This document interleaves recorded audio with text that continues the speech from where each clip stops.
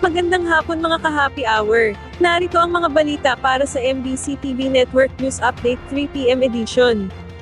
Supply ng langis ng Pilipinas aabot pa hanggang 64 na araw matapos makakuha ng bagong orders. Iniulat ng Department of Energy na umaabot na sa 64 na araw ang supply ng langis ng bansa. Ayon kay Energy Secretary Sharon Garin, mula sa 50.31 ang araw na average, nadagdagan ito ng 14 na araw dahil sa mga bagong order na siguradong maide-deliver. Sa tala ng DOE, ang supply kada produktong petrolyo ay ang sumusunod na gasolina, diesel, LPG, kerosene, jet fuel, at fuel oil.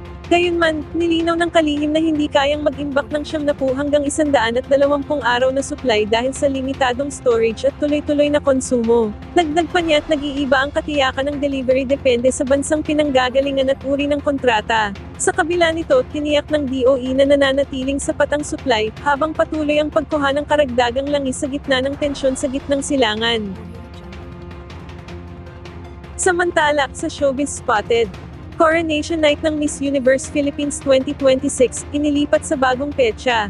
Inilipat na ng organizer ng Miss Universe Philippines 2026 ang kanilang Coronation Night. Mula sa dating May 1 ay ginawa na lamang nila ito sa May 2 na ito ay gaganapin pa rin sa Mall of Asia Arena. Paliwanag ng organizers na kaya nila inilipat ang petsa mula sa Biyernes at ginawa na lamang itong Sabado para magkaroon pa sila ng sapat na panahon na maghanda at matiyak na maging matagumpay ang pagsasagawa ng programa. Tiniyak din ng organizers na kanilang tatanggapin ang mga tickets at mananatili pa rin ang seating arrangement para sa nasabing event. Mayroon ng 50 na mga natitirang contestants matapos ang pag-atras ni Kalibo Aklan Representative Imelda Schweighardt. Isasagawa naman sa nitong linggo ang swimsuit competition, habang sa Huwebes naman ay sa National Costume Competition, at closed-door interviews naman sa darating na linggo, April 19.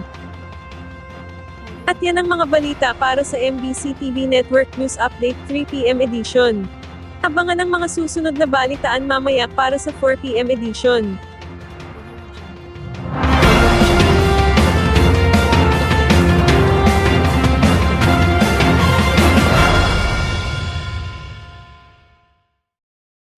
Mga ka-happy hour, kung gusto mong manood ang mga balita sa MBC TV Network News Update, mag-subscribe sa aming YouTube channel, i-like ang aming Facebook page, at i-follow sa aming TikTok account.